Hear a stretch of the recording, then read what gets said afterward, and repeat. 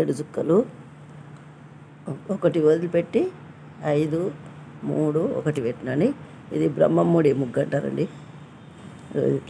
తీసి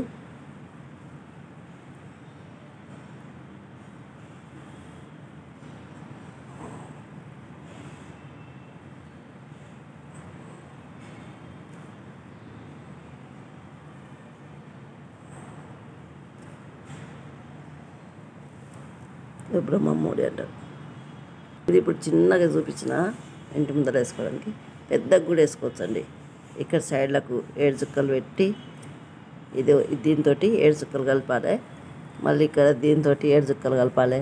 దీంతో 7 చుక్కలు, ఇక్కడ 7 చుక్కలు కలిపి పెద్దగా కూడా వేసుకోవచ్చండి ముగ్గు. ఇది బ్రహ్మముడి అంటారు.